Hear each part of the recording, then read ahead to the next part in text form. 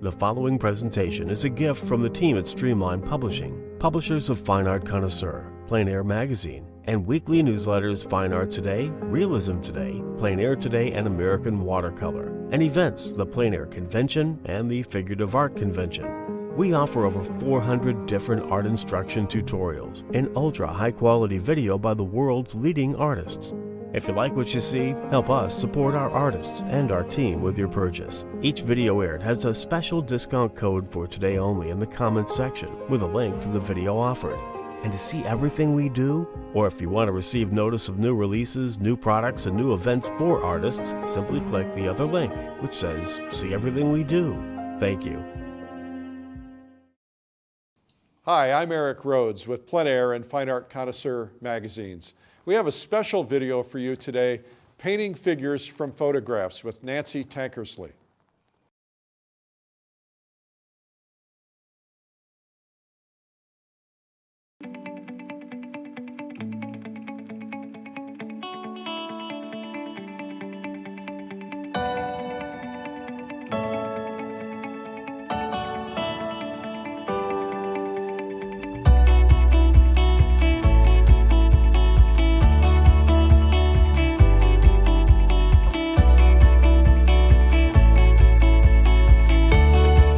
Hi, I'm Nancy Tankersley. Welcome to my studio. Today I'm going to be mostly talking about the correct way to work with photos. I studied art in college where I learned to paint from life. I've spent a lot of years painting plein air. I paint still life in my studio from life, but I also find the photograph a very useful addition to my toolbox. I have learned over the years that if you're not careful, the photograph will take over and the artist in you will take a back seat, and what you end up with is just a copy of a photograph. So I want you to understand how the photograph can be used to aid in your creativity, but also add in the accuracy of the figures that you want to put into your paintings. After college, and I'm sure many of you experienced this, there was a general feeling that anybody that painted from a photograph was less of an artist, and that real artists only painted from life. And I bought into this too. However, when I started painting portraits, I was a busy mother with 3 young kids. I didn't have the time to have models sit for me, and I found it very convenient to go out in the field, take photographs, and then come back to my studio and paint from the photographs. And I did that for many years, sometimes successfully, sometimes not so successfully. So what I'm going to share with you today is the tips for working successfully. But first I want to talk a little bit about how the masters worked with photographs. And the truth of the matter is the masters, as soon as photography was invented, started using photographs in the creation of their masterpieces. The first one, I think most people know that Edgar Degas was very involved in photography, and actually even for a while gave up painting, was just mostly photographing subjects. And then he started using the photograph in the creation of his paintings, which is why so many of his paintings have interesting design and seem to capture the models in, say, mid-flight or in the middle of a pose if it were a ballerina, or racing if it was a jockey painting. There's just a lot of figurative work in Degas' paintings that couldn't have been done without the aid of photography or a terrific memory and a lot of sketching. And the truth is Degas probably used all 3 of these methods to get his final figure. All right, these first 5 slides are photographs and paintings by Edgar Degas, which were used in the creation of some of his masterpieces. You can see that he worked from black and white. Sometimes he hand-colored them. Sometimes he flipped the images. All were efforts to use the photographs in a way that was more creative than just painting from the photograph. The next group of slides is Anders Zorn, who also used photography extensively. If you notice the second and third image, they appear to have the same figure, only they are flipped in direction. And I suspect that Zorn manipulated the photograph so he could have two different versions of the same gesture, the same figure. And then there's a picture that I took this summer. I was fortunate to see the Zorn exhibit in Paris, and the very last wall of the exhibition was plastered with huge black and white photographs that Zorn used in the creation of many of his nudes and nature paintings. And then the last two, one is an etching from a photograph that Zorn took. He often took his photographs, made etchings of them. That was an opportunity to study the value pattern, and then he would go on and create a full-blown, full-color oil painting. And that's the last slide. The next sample is Sorolla. Now Sorolla, it's well documented that he would set up giant canvases on the beach. So he did a lot of his paintings in nature from life. But there were also some very complicated paintings where he probably used photography as a tool. One is the well-known masterpiece called The Tuna Catcher. And you can see by the next two photographs that Zorn probably used these photos in composing and providing information for the final product. And then the last five slides, one is by Cezanne. Then we have Gauguin, Toulouse-Lautrec, and finally Picasso. And you can see the photographic reference material and the final painting. So I think it's probably indisputable that the masters did use photography. However, I think they had an advantage over modern day painters in that most of the photographs were not very good. They were kind of fuzzy, they were in black and white, and they were limited to a smaller number of values. As photography became better and more detailed and offered more color opportunities, artists just unthinkingly started painting what the photograph was telling them. And I think one of the most important things an artist can learn is how to simplify the photograph, just like when we go out in nature, how to organize the values, but also how to use the photograph to give you the information you need, which is about shape and how the shapes relate to each other. In other words, how to correctly proportion a figure. Simply put, we need to treat the photograph like we're painting from life. And over the years, I've developed a method that works pretty well for me, and I hope it will work for you too. The first thing I do is I just print out a black and white copy of the image that I plan to use in my painting.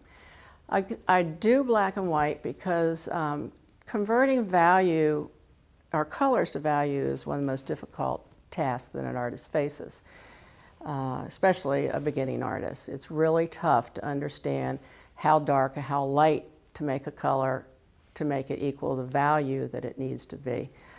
So by painting from black and white, you've eliminated that difficulty. All you have now is shapes and values. And secondly, a photograph, you have the advantage that the figure is not going to move, so you can spend all the time you need in analyzing the photograph, measuring it, understanding it, just like you would when you were painting from life, but you have more time. So the first thing I do when I'm working for photograph, and I'm going to demonstrate as if a model was over off the camera and I was going to figure out how tall this model is. What I would do with a brush is I would put the tip of the brush at the head of the model and my thumb at the bottom of the model, and then I would guesstimate where the middle was. And you do that by kind of rough measuring. I think most of you that painted from life have learned how to use your brush. You you hold it like this and you drop a plumb line and right in the middle of the model, so you already know how things line up. Sometimes you'll take your brush and you'll put the brush from one shoulder point to the other shoulder point. Again, you'll start understanding how the shoulders are, how one shoulder may be lower than the other shoulder. You can do the same with knees, with feet. So basically, you are using your brush when you're out in nature. When you're plein air painting, you're doing the same thing, making comparative measurements. When we have photograph, we can be a little bit more precise. The single most important measurement that you need to make in understanding the figure is where is the midpoint.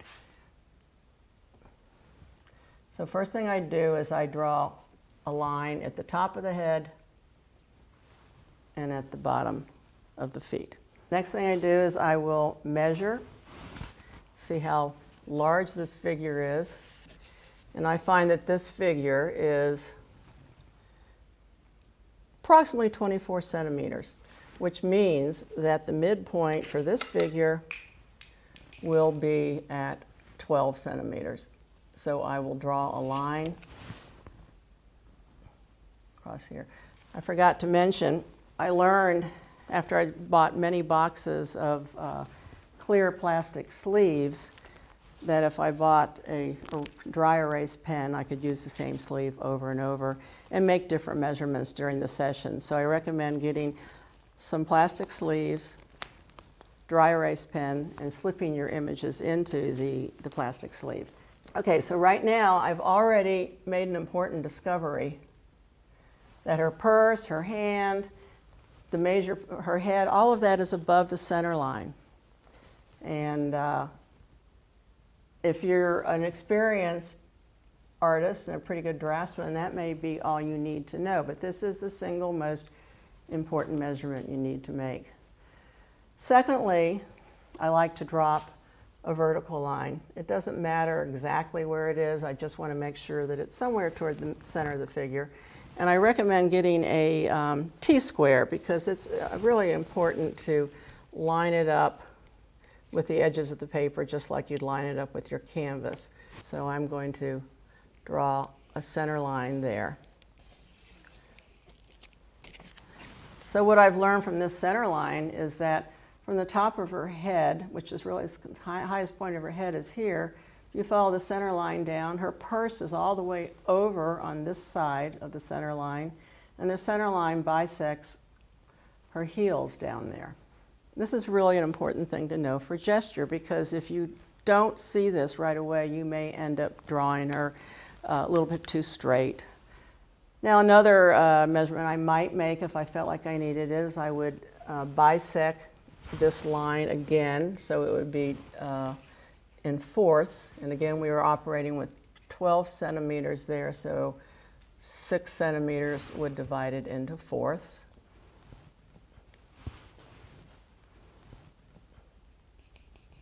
And look at that, her hem rests right on the... Okay, so now I know my proportions of this figure, and I can go ahead and start drawing with the confidence that I'll get it mostly right. Again, I can divide the quarter up and I can see that her head is a little bit larger than a half of this, so I'll take that in consideration when I'm drawing. I don't want to get overly technical or divide the figure into too many different quadrants because I think that takes away some of the joy. I'm not trying to precisely replicate this figure. I'm just trying to make sure that proportionally she reads well as a figure. I might also do a few things that would exaggerate her pose. I like this pose. This woman is got her hands on her hip, is talking on a cell phone. She seems maybe a little annoyed that somebody's late for lunch. I don't know. I like to read stories into things. So if I want to exaggerate that posture, I may swing her hip out even more over here. So I'm redrawing in a bit. I might draw a line here to indicate the tilt of her head from shoulder to indicate the tilt of her shoulders. That's something I could even drop her shoulder down more if I want. Line here to indicate the tilt of her hips. And that's probably enough at this point. Maybe I'll put a vertical here just so that I get this accurate. And I think that's enough to go on.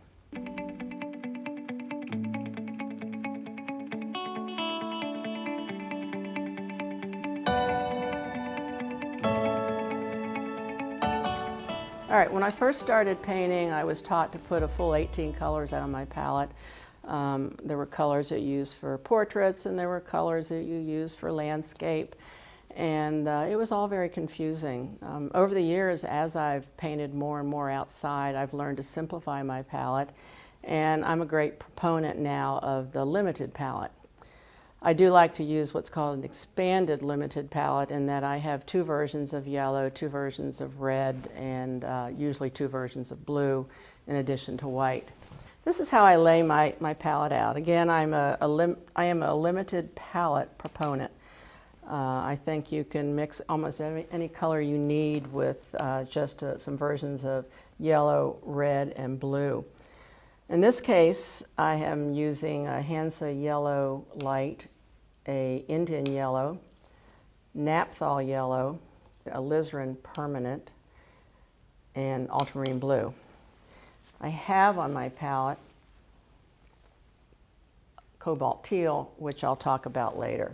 And over here I'm using titanium white. That's my go-to white. Sometimes I'll try flake white and some different warm whites and things like that, and it's fun to try, but for most paintings I'm sticking with titanium white. You'll notice that I've laid my palette out from light to dark, so I'm really more interested in keeping my palette organized value-wise than I am color-wise. I have a cool yellow, a warm red, a cool red, and then your workhorse ultramarine blue, which is generally regarded as a warm blue. If I'm careful and I keep my palette organized, I'll end up with all my light mixtures over here and all my dark mixtures over here, and that's why I put the white on this side of the palette, so that it'll be closer to the colors where I'm mostly using the white in my mixtures. As far as brushes, I like a variety. For figures, I think the filbert gives you the most natural stroke that just seems to go well with a figure. It's a long, fluid stroke. I also keep a couple of long flats. That's actually a filbert. That's a long filbert. This is a flat. This is a brush that, it's a Royal Sable that I'll sometimes use for blending. And then this is a number 2 long flat that I'll use for my initial mapping or drawing. And then this is something I picked up the other day. It's got a slight angle on it, and I think that could be useful for details. As far as palette knives, this is the palette knife I use for cleaning my palette. And this is a palette knife I do a lot of painting with. That usually doesn't happen until the final stages of the painting. I'm trying to start using mostly non-toxic materials, so this is a non-toxic medium from Gamblin that I like a lot. So anyhow, these are my tools. I don't recommend any particular brush. I don't recommend any particular color. I think it's get to know your brushes, get to know your paints and how they mix well together, and you'll be a lot better off. So I do always start with burnt sienna or another color, an Indian red, because they're inexpensive colors, and because they're made of red, yellow, and blue, they don't muddy up my colors unless I want them to.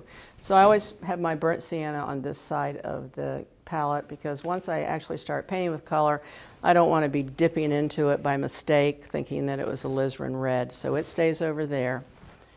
These are my workhorse colors. Okay, well, I think I'm ready to go. I've got my gesture, I've got my big measurements or my mapping points, and I'm ready to start. So I'll pick up a little burnt sienna, and let's see. This is a good time to plan your paintings. If you're the type that likes to do thumbnail sketches, I think this is a wonderful time to sit down and try a variety of ideas where you're going to place the painting or the figure. I think I'm going to keep her over here, and I'm going to make her maybe this big. I want to have her up somewhat from the pavement because I like space down there. I don't like to place the figure right down at the end of the canvas. Having some space will allow you to move into the figure. And she is the subject here, without a doubt. All right, so I've determined that I'm going to make her about that big. I think I'm going to move her over a little bit more. Okay, so the next thing I have to do, I'm not painting her the same size as this, at least I don't think I am. Let's measure and see. All right, so that's the top of her head. Well, it's close. She's a little bit smaller than she is on the canvas. She's 21 inches there, so that's going to be 10.5 inches for the midpoint. So I've got my midpoint. So I know now that the purse, the hand, everything is going to go above this center line here. Now I'm going to drop the center line. I'm going to put my ruler up there so I make sure that it is level with the sides of the canvas. And I'm going to drop my center point there. Okay, so that line mimics this line.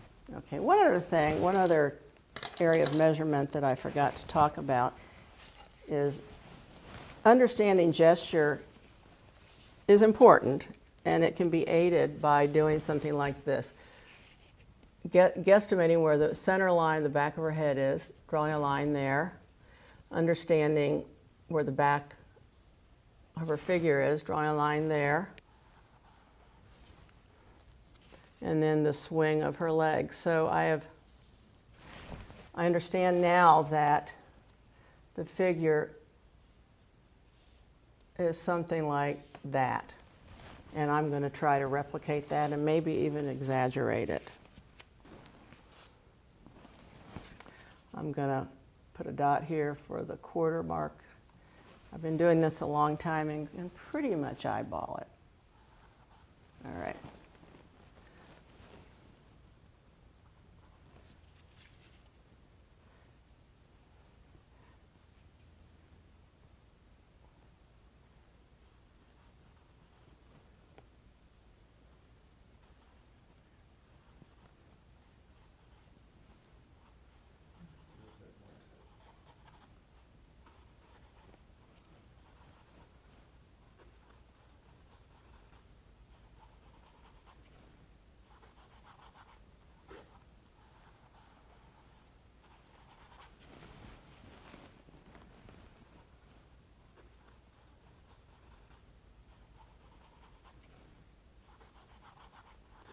Got to keep that purse above that center line. Already I was starting to enlarge the figure as I was painting, and this is kind of a natural inclination.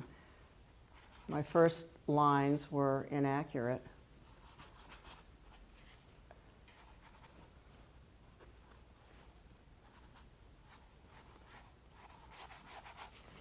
Skirt ends there.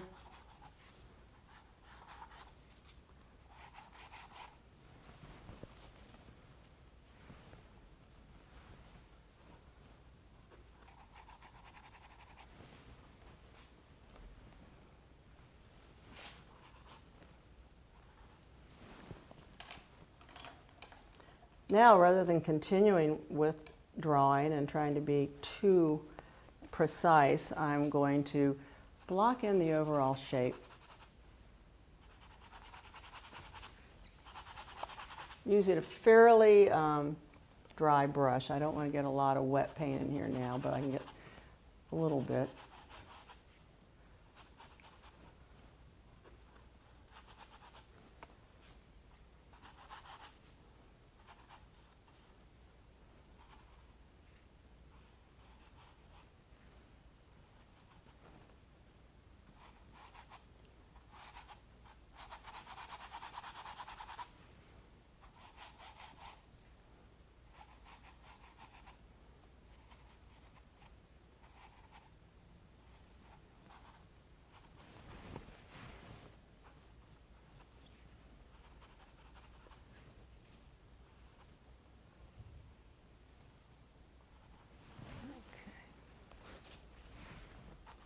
looks pretty klutzy right now, but we'll be refining it as we go along. But I've got the major points. I've got this foot on the right side of the center line. I've got this foot on the right side of the center line.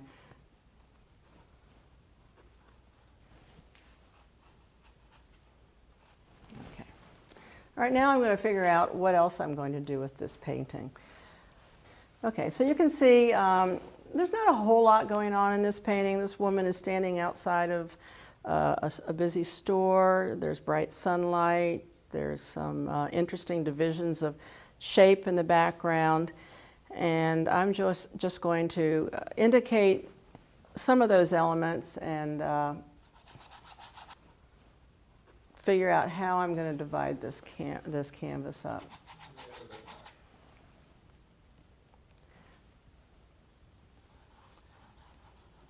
I'm looking for the shadow pattern.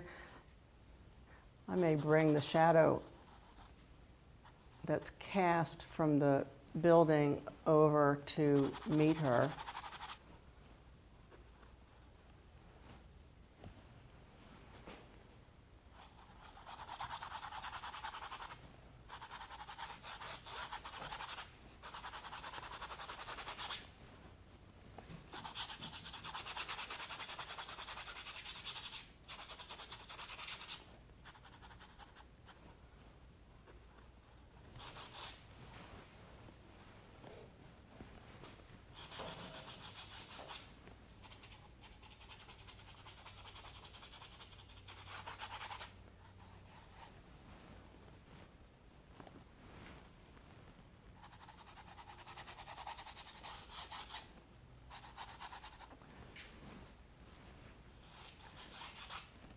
So what I really think about now is division of shape, a division of space, and how I can make it work for me against the figure so that I have some areas of sharp contrast and other areas of soft contrast to help lead the eye.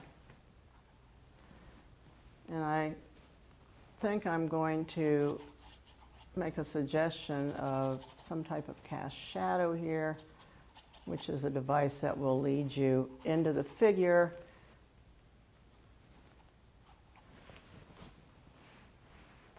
So you can see how I've already deviated from what I'm seeing.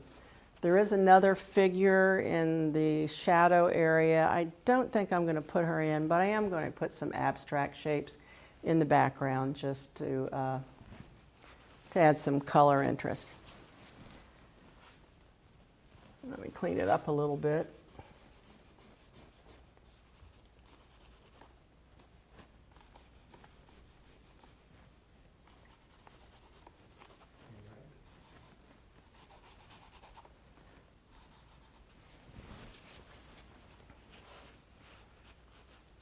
At some point I may have to go in and reestablish my lines just so I make sure that my drawing doesn't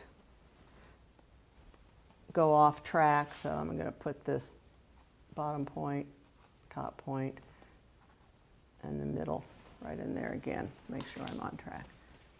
All right, depending on the type of canvas you use, at this point you can resort to just lifting off the paint where you want your light areas to be, or you can go in and you can apply white paint. But what I'm doing right now is I'm generally trying to understand the light pattern.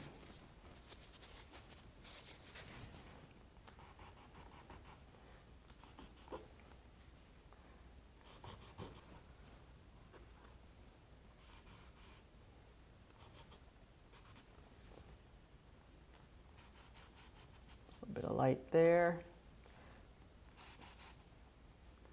There's a nice big shadow that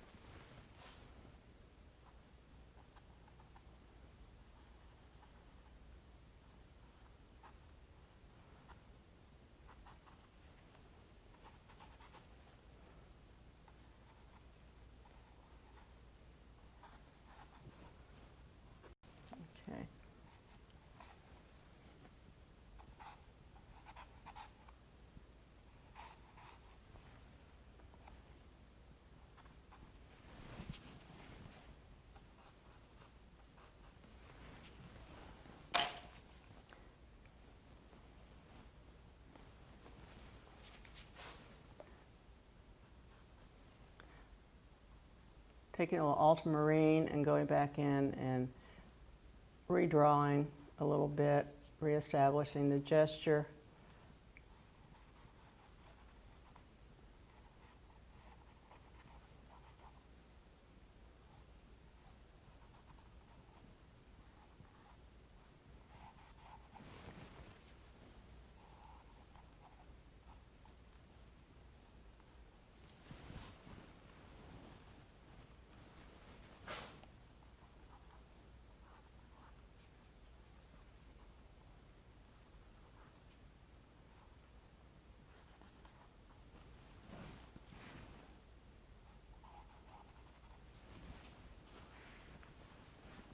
Where does her elbow end?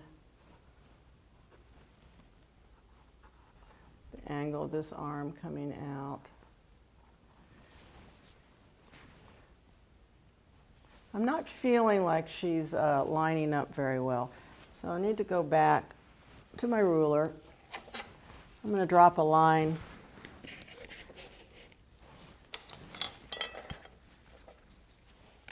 from the edge of her hair, I think. And see where that lines up at the bottom of the figure. So I can see that from the edge of her hair should be the end of her foot. Let me put it up here again. So I may have gotten a little bit too big there.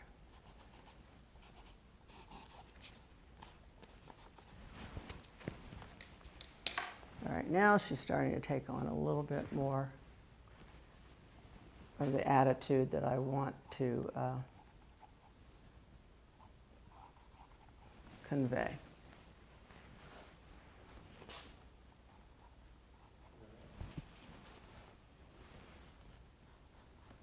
Don't want to have a tangent there at the end of her skirt, so I'm going to raise the bottom of the door just a bit.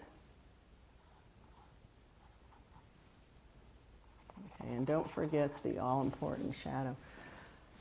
All right, I think I'm ready to go. So I've established the center line vertically, the center line horizontally. I've divided the vertical line into force, which has told me that her shoulder is about the midpoint in that quarter, and that the end of her skirt stops at the midpoint on the line there. So these are all things you would be doing if you were working from life, and we're using the photograph and this method to help establish those points of information, things that will help you in drawing a more convincing figure. In my studio, I use this method for my drawing, and then I do a lot of my painting just from my monitor, and that's another way you can work. I generally even work from black and white on my monitor because I want to be able to make the color decisions. I don't want to have to do what is exactly in the photo. This is, color-wise, a pretty uninteresting photograph. So let's see, what am I going to do?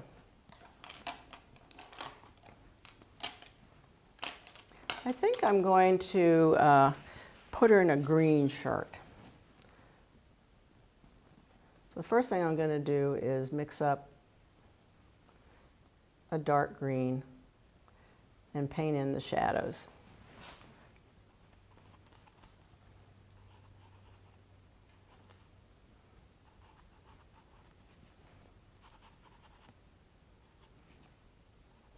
Not going for a lot of subtlety right now. I'm just trying to get that big overall shadow pattern that I see in her sweater. A little bit of shadow there. Clean my brush. And then I'm going to consider what color I'm going to make her skirt. It is a denim skirt. I think I'm just going to stick with that. I may push the light areas a little bit toward green, just for harmony's sake, but that's a decision I can make as I go along. So the shape of the shadow that the purse casts on her figure is really important for defining the gesture and the figure. There's a little bit of shadow right down there, maybe a little bit there. I'm going to make her boots red. I think that'll be a nice addition to color rather than the brown that they are. So I'm going to, this one boot is almost totally in shadow. I'm just going to block it in, kind of a nice boot shape.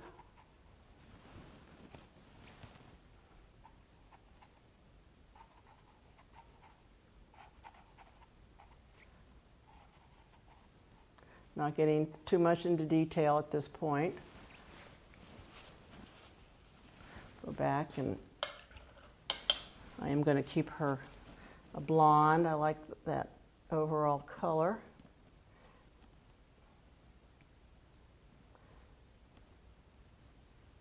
And I'm mixing up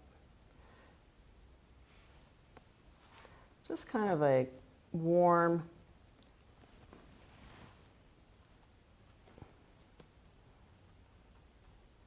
mixture of green, yellow, and red, yellow, and blue for the shadow color on her hair. All right. So now I've established pretty much the colors on her body. I'm going to think about her purse. I'm going to stick with the red. I'll probably throw some other colors in there, but so she's going to have matching purse and shoes. I think that might be out of fashion, but oh well. Didn't mean to do that because that's in the light. What I'm really trying to do is keep my lights, my areas that are in the light and the areas in the shadows, clearly divided at this point. Let's go back to the sweater. I'm going to reach into my green, add a little white, a little yellow, get to what I think might be the right value for this sweater and light. That's pretty green. Carefully block it in.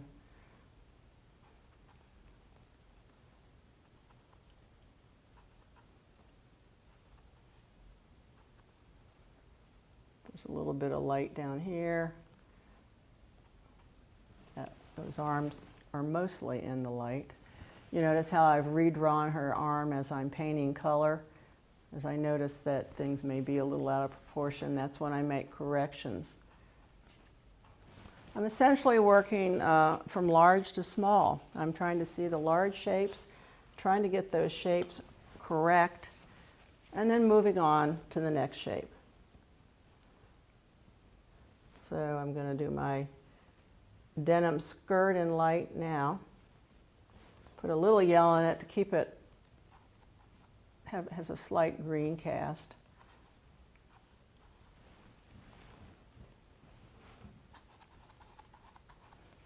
Block it in quickly.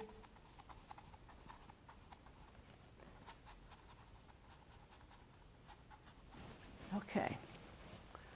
All right, so she's starting to take shape.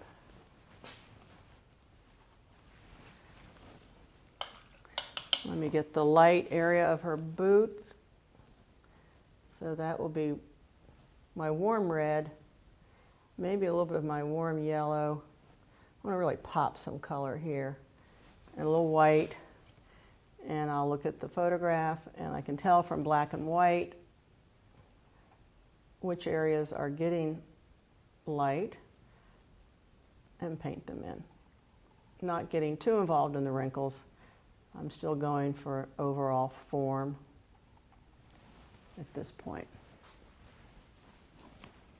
Can't forget her legs. Burnt sienna is a good color, good skin color for Caucasian skin in the shadow. You can get a lot more subtle with it by bluing it or warming it, but it's a good place to start. So there are her legs.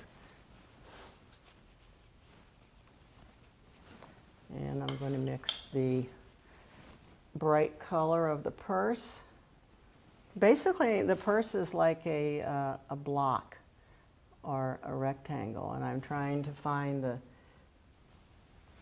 the side of it. This is the side.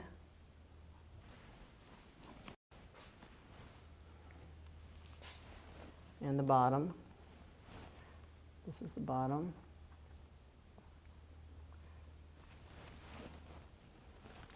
I'll suggest the straps here.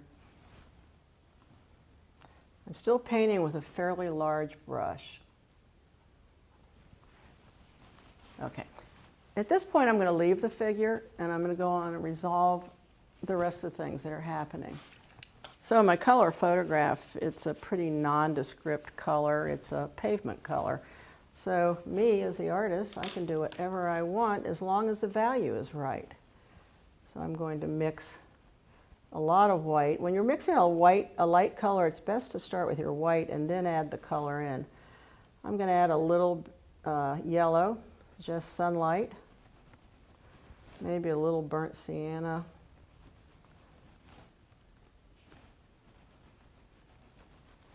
And a little bit of blue. I'm going to paint the sidewalk a little darker than I might be seeing it because I want room to go back in later and add some highlights. Dipping into my solvent just to make things flow a little bit better. And I've got this a nice gray color. Quickly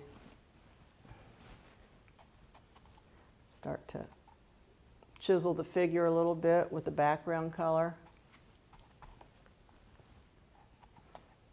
You've noticed I've deliberately reduced the amount of skirt that's on this side of her leg.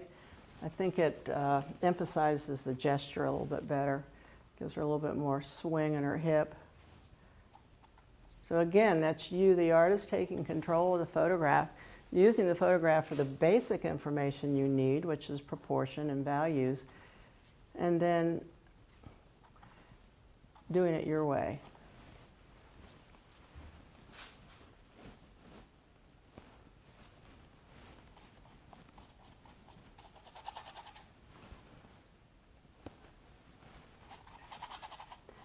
Another beauty of using the limited palette is that your backgrounds will always harmonize with your figure. Backgrounds really should be built out of the colors that you use in building the main focal point. For instance, like in a portrait, people are always saying, well, how do I make the background? What color I make the background? Well, the background really should come from the color mixtures that you used in doing the portrait, and then your painting will have harmony. Okay, and I need to paint the cast shadow. The cast shadow, people often ask what color is a shadow. It is usually made up from the same family of colors that the object in light is. So this shadow is going to be more or less in the brown family. It might have a little bit more blue to it, but it's got to harmonize with the rest of the pavement. All right. Now, what's interesting about this painting is that it's a glass. There's two doors, and the sun is beating down on those doors. Even though it looks very dark in the shadow, you as a painter have to figure out how to convey that without giving the idea that that part of the painting is in shadow. So you need to pick a value and a color that is going to help you create that illusion. I'm going to go ahead and block in color the dark area of the background, and I'm going to do that with ultramarine blue and a little bit of alizarin crimson and a little bit of my Indian yellow just to dull it a little bit.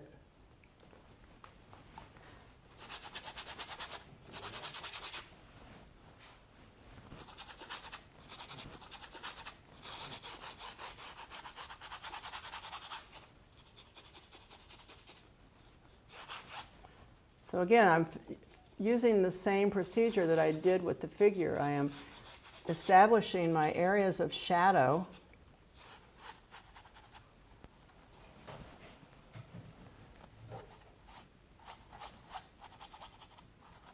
And then I'll go in and establish my areas of light.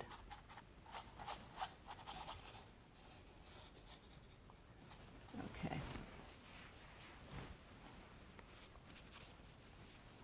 I don't want to forget the shadow down here. I feel like I need something for balance. And it could be any number of things casting shadow down there. It's a little darker. Okay.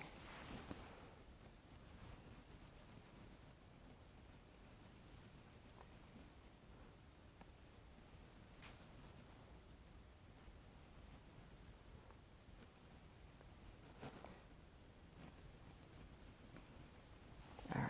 I'm going to, it has to be fairly dark without getting too dark. So I'm going to try this and see if I can relate my values well enough that I can give the illusion that that's a pane of glass.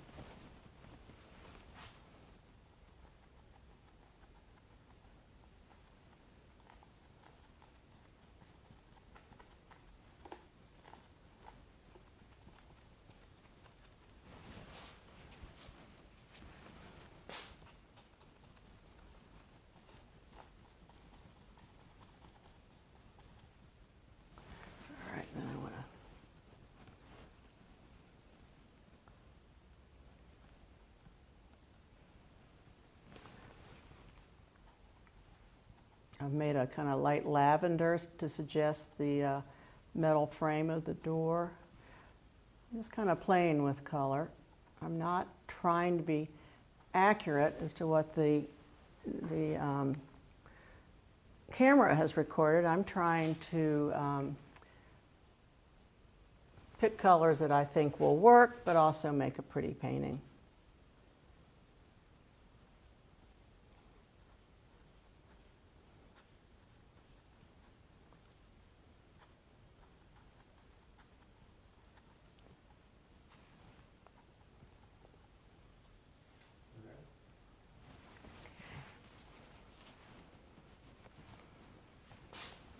I'm moving the center of the door over a little bit.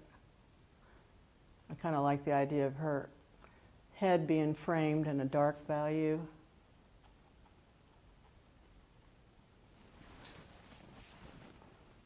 Okay.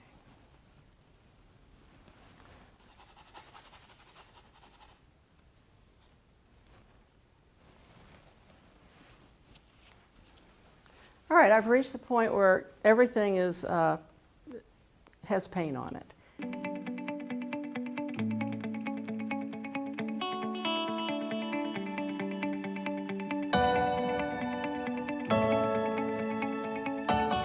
Now it's time for me to start refining this painting. If you've taken your time setting up the figure, making sure your proportions are right, that it's placed in the right place, that you understand the values, where the light is hitting the object and where it's in shadow. If you've got all those things right, it should be working as a painting at this point. And I can stop wherever I want. It may be my personal aesthetic that I like things loose and suggestive, and I stop not too far from where I am now. Or I could be the type of painter that likes to paint the nuances and the fine detail and the small shapes, in which case I will continually keep progressing toward a more finished painting. So I'm going to take this painting a bit further until I feel like I've said enough.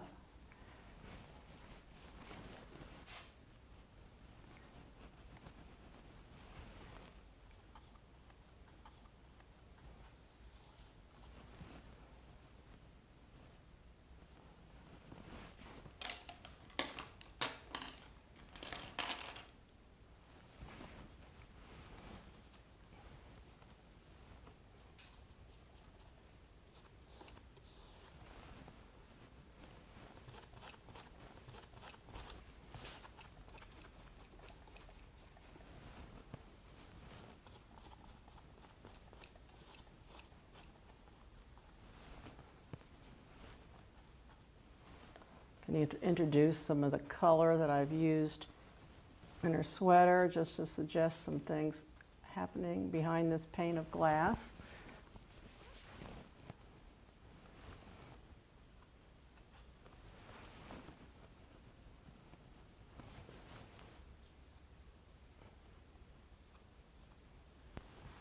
That value shift from that to that should tell the viewer that this is where the shadow ends and the light begins.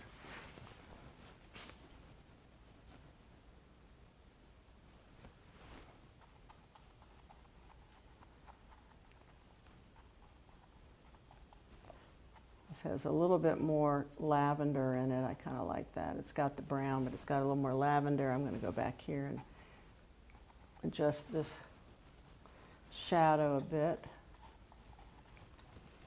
Okay, now it's time for me to pick up some smaller brushes. Oops. I see that I have left this largely undone, and that's okay.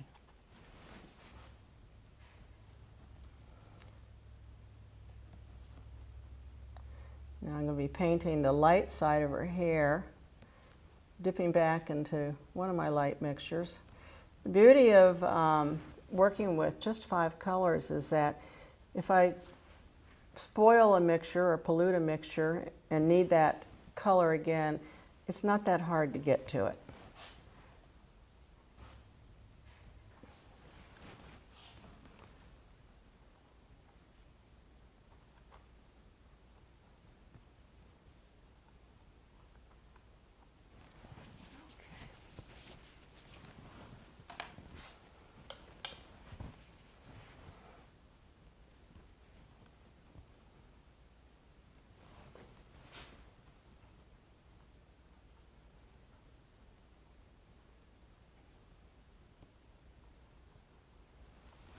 I think that needs to be a little pinker.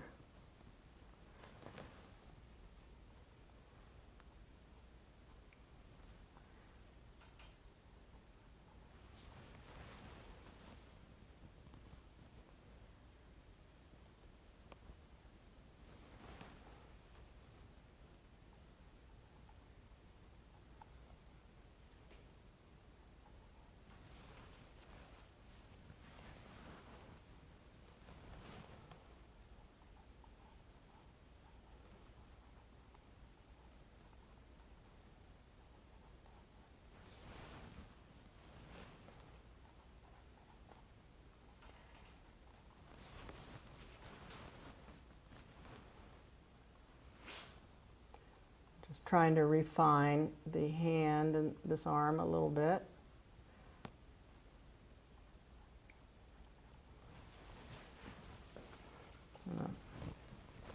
Make her purse read a little bit better.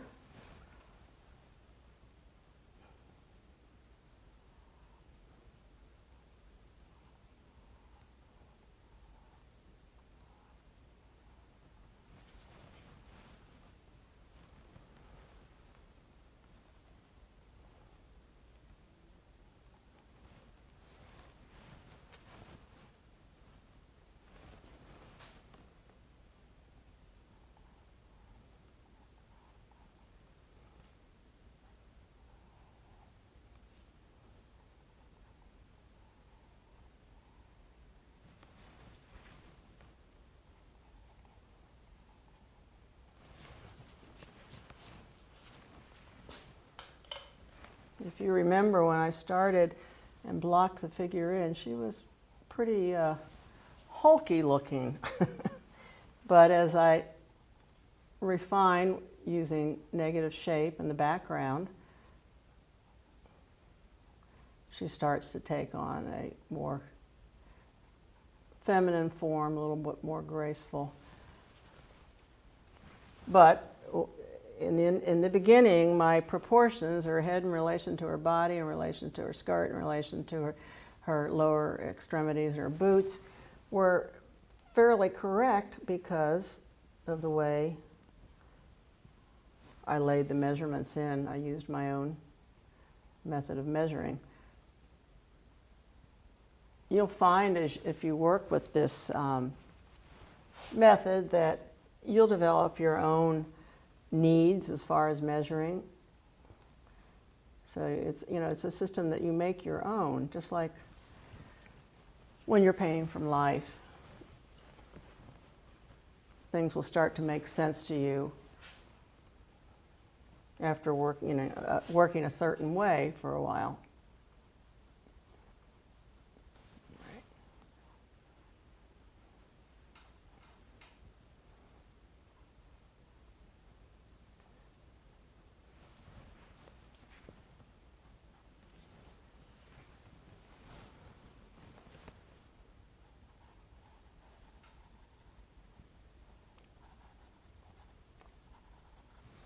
All right, I need to put my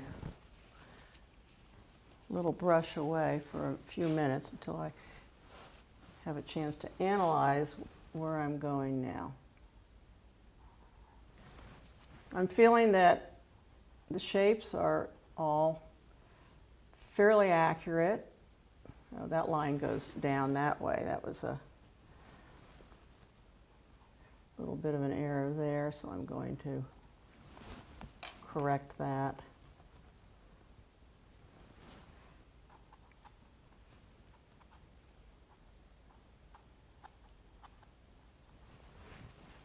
Okay. I want to take some of the light color and spread, or the warm red, and spread it around a little bit, suggest things that are happening inside the store. Just kind of some abstract shapes that could be believable.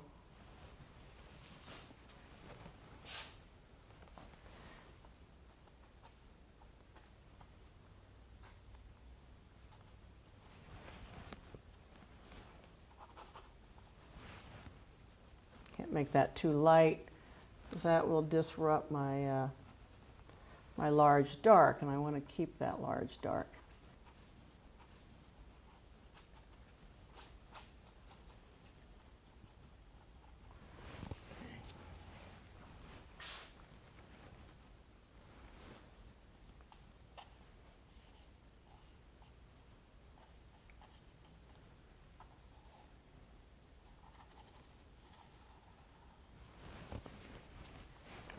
All right, so now I want to go back and perk up some of the color in the figure.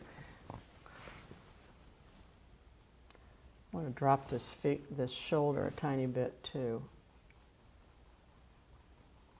That'll give her a little more gesture. Okay.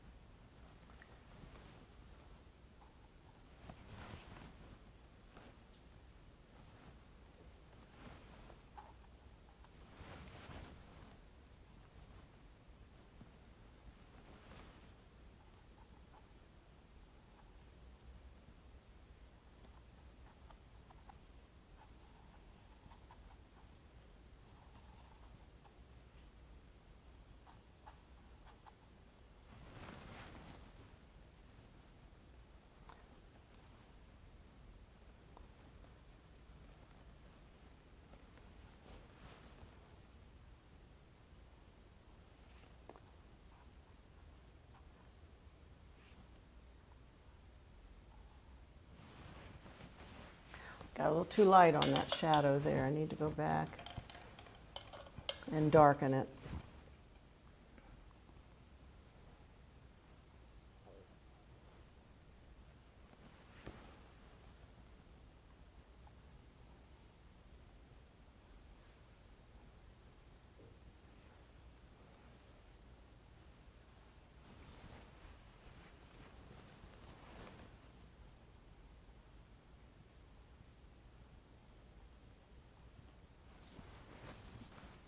It says a lot about the shape of her hip to get that cast shadow correct.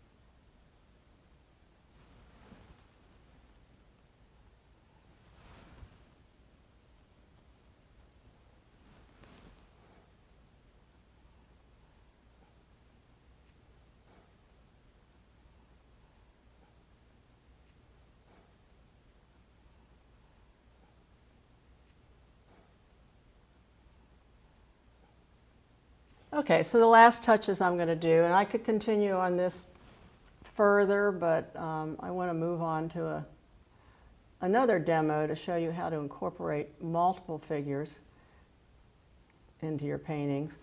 So I'm just going to hit some highlight on her hair.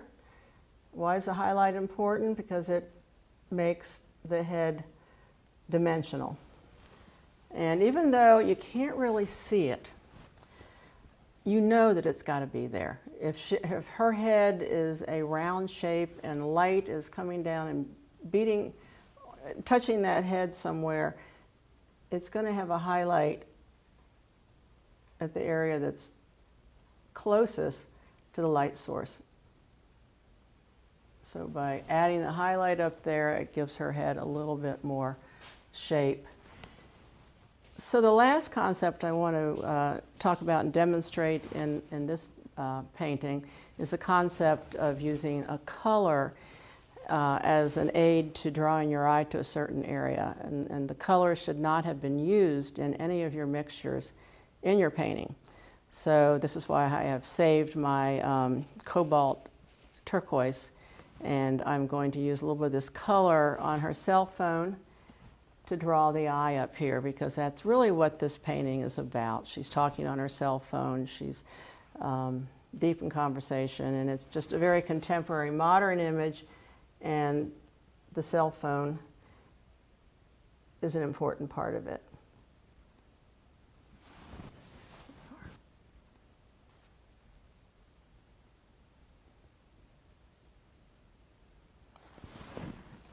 And you see how that color now really draws your eye to that area.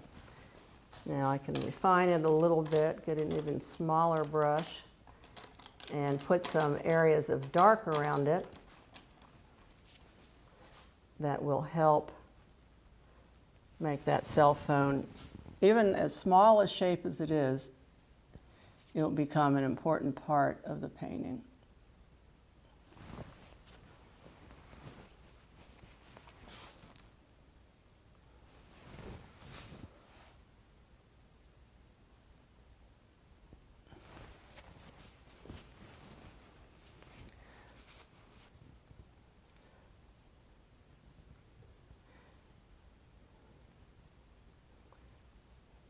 You know, many of you may have been taught you have to paint what you see, but I think we've learned that we don't always see correctly. We think we see things and they aren't really true. So I think as a painter, the better saying is paint what you know you should see. And this is a perfect example of that. The head, even though I don't see this highlight, I know it has to be there, so I add it in my quest for making this painting more readable and understandable.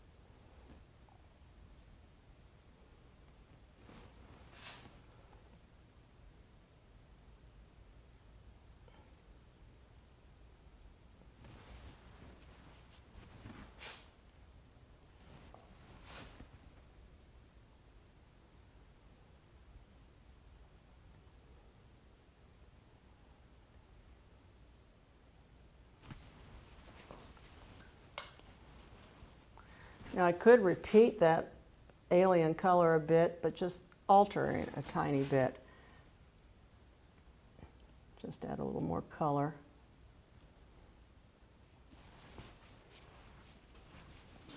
Worked.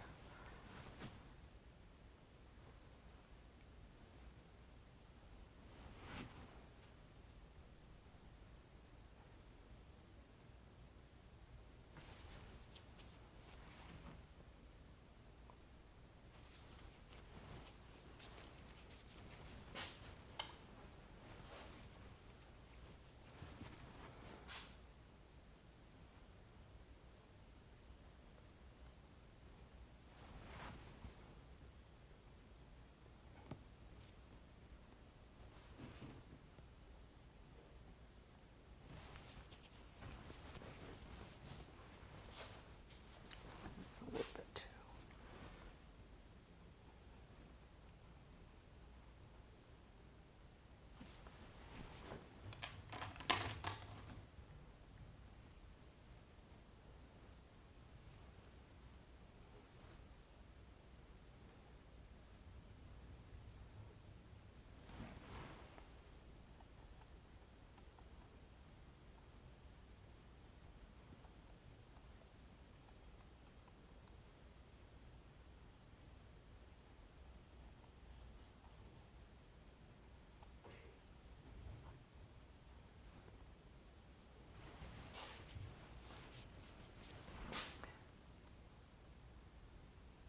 I don't want to be too precise with the background. I want the background to stay behind her. I want the basic shapes to be there, but not a lot of detail.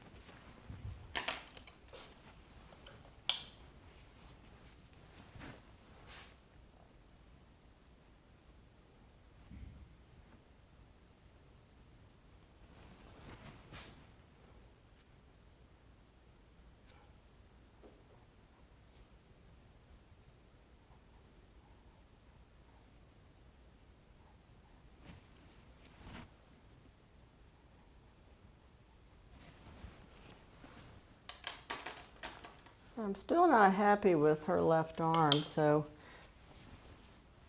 what I'll do is I'll go back and simplify.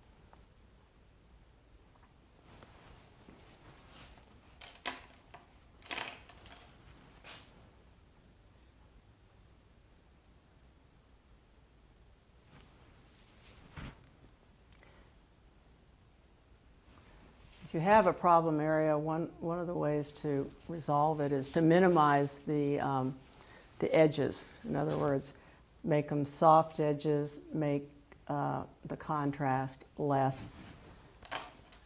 The contrast meaning that the values shift less than you might see it on the photograph. Maybe direct the eye down here with the sharp edge.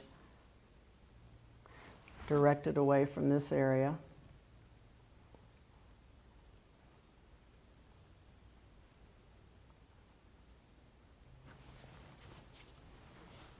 Okay. But I still want that little pinpoint of light on her hip, but do I have it placed right?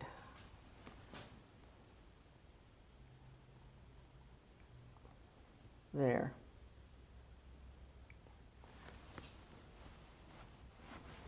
By bringing that waistline up a little bit, I think it made the gesture a little bit more believable.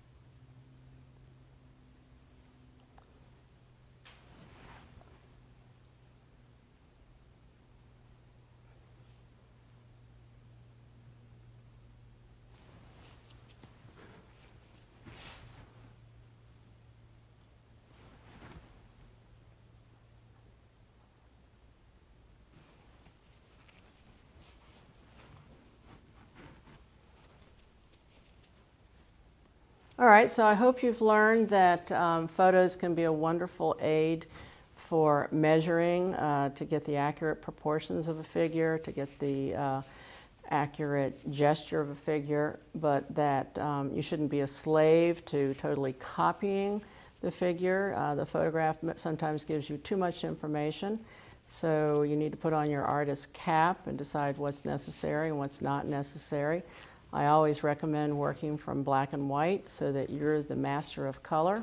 You can put any color you want to and that makes sense to you. And I think it makes a whole lot, the act of painting the figure a whole lot more fun.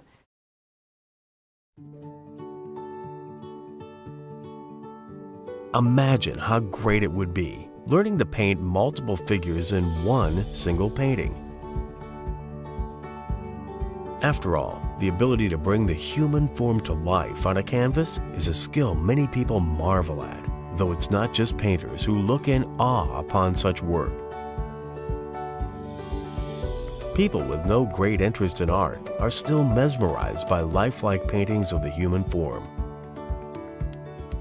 For many years, however, the only way to create such a realistic piece of art was to stand outside for hours on end, painting every detail as lighting conditions change. Yet thanks to the invention of cameras, you can now capture every detail in a photograph and paint figures in the comfort of your own home or studio. With this all-new release from Lilladal Art Instruction Video, you now have the chance to learn how to produce such paintings yourself. This video training is conducted by leading figure painter Nancy Tankersley. When you master the skill of painting from photos, you'll save a lot of time that would otherwise be spent outside, no matter the conditions. In this training, you will discover Nancy's advanced method of making one painting from 2 separate photos. The truth about adding detail to a face in your painting when you can't see any of the original photograph. The box technique Nancy uses to paint 2 figures right next to each other. Plus, a whole lot more, including how to paint the sky in just 19 seconds while still ensuring it looks realistic. Learning to paint from photographs is a skill many figure painters wish they possessed. Now, thanks to Nancy's teaching method, acquiring this skill for yourself is now a real possibility. Painting Figures from Photographs with Nancy Tankersley is available on DVD and streaming video now.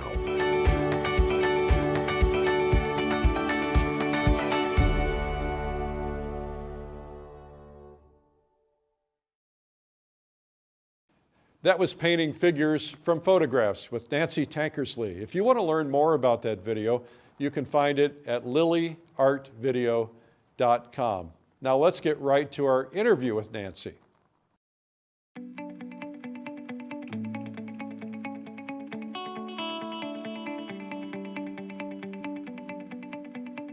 Hi, I'm Eric Rhodes with Plein Air Magazine. Today we're with Nancy Tankersley.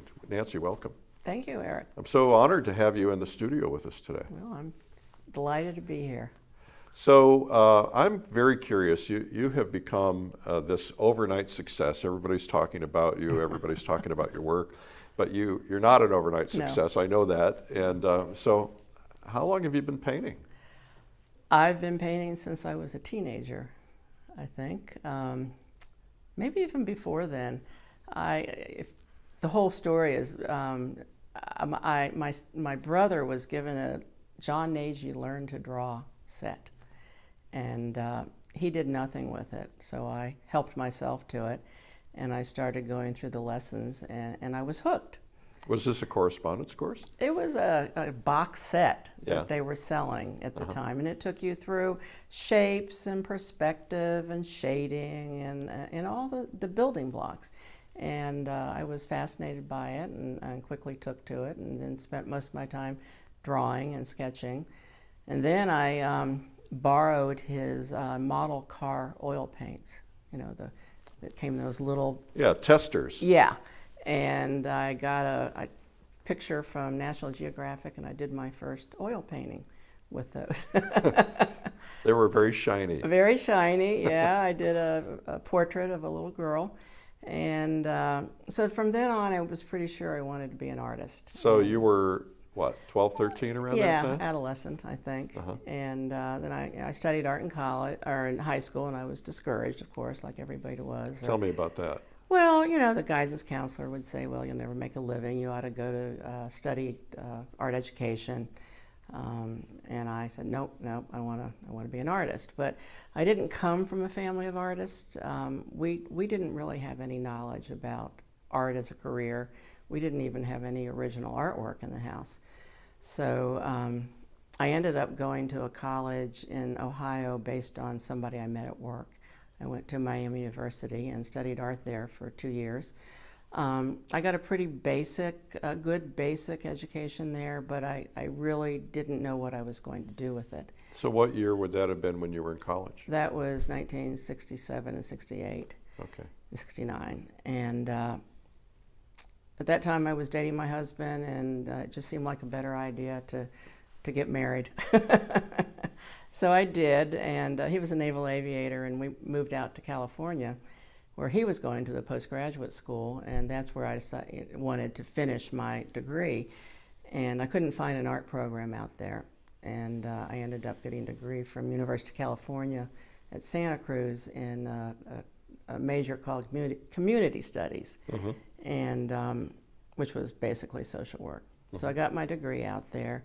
We moved back across the country to Jacksonville, Florida, and I discovered that people were actually paying artists to do portraits.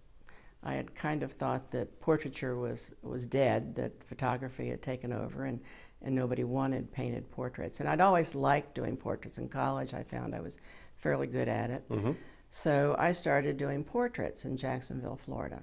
And you were doing commission portraits? Commission portraits. So how did you discover that people were paying for portraits, and who were they? What? I went to, I forget how it was, I went to an art show in Gainesville of, you know, it was through American Artist magazine. Mm-hmm. I saw an article on a woman named Manry Kenyon who did portraits, and it turned out she was from Jacksonville, Florida. And I went to a show and I saw her beautiful portraits, and I thought, wow, I can do this.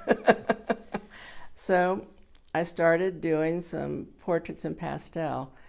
I also had a friend that I'd met through a babysitting co-op that saw my work that I was just fooling around with, and she had been a copywriter for an ad agency. Mm-hmm. She said, I've worked with a lot of artists, and she says, you can do this. She says, you know, you've got the talent. So she was very encouraging.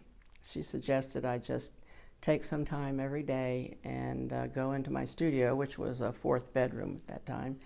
And she says, if you don't feel like painting, you just sit and read an art magazine, or you clean up your desk, or you do something, but you just develop the habit of painting.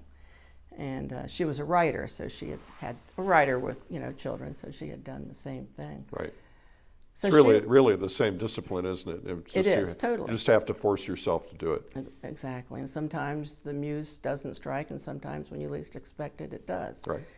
So anyhow, I became a portrait painter, and I had 3 children and a husband who was gone half the time because he was flying off carriers, but it all came together very well. And I was finding myself booked, you know, 6 months to a year in advance, and could have gone on happily doing that for a long time, except my husband got transferred to Washington, D.C. So we moved up there, and I thought I would just pick right up where I was. And I found I was a very little minnow in a great big ocean in Washington, D.C. And, you know, it took me a while to get my first portrait clients. I was also starting to realize that there was a lot I didn't know, that I could copy a photograph pretty well because I had the drawing skills, but I didn't know anything about really color, you know, cool temperature, warm temperature, edges, designing. All of that was something I just hadn't received in my education. So I started taking some classes and some workshops at the Torpedo Factory, which is in Alexandria, Virginia. And started picking up some things, but it wasn't until I got my first studio outside the home where I started really self-educating. Why did that change? What was it about having the studio out of the home that helped you grow? I think it was the isolation, and by then all 3 of my children were in school, and I had the time, and I felt, well, I've got a studio outside the home, I must be a professional artist, I better get serious about this. So the first thing I did was, and I was selling art by then, but I'd paint a lot of paintings, and a lot of them would be lousy. And then every now and then I'd do one that would be so good, you know, I would amaze myself. And I'd think, well, the next one's going to be just like this. And then the next one would be just as bad as all the other ones. Because, you know, sometimes I think the muse truly does take over, and it's like magic, and all of your decisions are correct, and it all flows, and you produce something really well. But most of the time it's a struggle. So I realized I needed to understand more about what I was doing. So the first thing I did was I spent a year teaching myself color by painting still life in like one color. I'd paint an all white still life, I'd paint an all black still life, all yellow, so that I could see the nuances in color. Mm-hmm. And I started to learn to understand, you know, the difference between a warm yellow, a cool yellow, and how to get there. Mm-hmm. So that was a really valuable year, and some of the still lifes I did during that year got me into my first gallery. And at the same time, I was still doing portraits. I'd seen some paintings of people on the beach, and my gallery owner suggested I I'd give that a try. So I took my daughter and her girlfriend and another child out to the beach and shot a bunch of photos, and then I was off doing all these figures from photos. And that was pretty successful too. It got me in a gallery in Carmel and actually a gallery in Houston, and I did that for a number of years, doing all these figures on the beach. I'm a little ADD. I get a little tired of doing the same thing over and over again. So right. I think when you burn out on a subject, it starts to show. So I had another gallery owner at that time who said, well, why don't you do people in restaurants? Okay, I'll do people in restaurants. We were actually in New York. She and I had gone there for some reason, and so I started shooting pictures of people in a restaurant. And this is when digital cameras first became popular. And I had my first digital camera, and I just picked up the camera, shot a few people across the room. Then when I went home and started looking at those photographs and zooming in, I started to realize the potential that there was in digital photographies for the artists. Because before, when I'd been doing painting from photographs, I had to get a really good photo in order to make a really good painting. Right. And I essentially was copying the photo, which is really not a good thing for an artist to do. But digital photography allowed me to paint a lot, to shoot a lot of pictures, to learn how to manipulate them to my best advantage as a painter. And so that was another step in my education. I want to stop you there for just a second and go back to that statement that you said that copying photographs isn't necessarily for artists. There's probably somebody who's watching this right now who needs to understand that. Could you articulate that a little bit? Yes. I think anybody can be taught to copy a photograph, and then you have to ask yourself, is that art? I think the true artist has to take from the photograph what is necessary information to make a wonderful painting, but leave all the rest of it. It's just like plein air painting. When you go out, you have to edit a scene. You have to learn to edit the photograph and make the painting truly your own. I think there's, in an age where paintings can be created by the computer, I think it's more important than ever for the artists to insert themselves between the technology and the painting. And that's why I truly believe the photographs are a wonderful aid, but they're also very dangerous for artists that don't know how to use them. One of the compliments that will happen when you're outdoors painting or I'm outdoors painting is someone will inevitably walk up and say, "Oh, it looks just like a photograph." I know, and you go, "Oh, I'm not being very creative then am I?" Well, they think they're doing you a favor by saying that, but. Well, see, that's the problem with photography. Everybody holds painting up to the standard of photography, and I think that's why modern art happened. It was a rejection of seeing as the camera sees. And of course it went way, beyond where it needed to go. But I think artists need to learn to see naturally and how the eye really sees.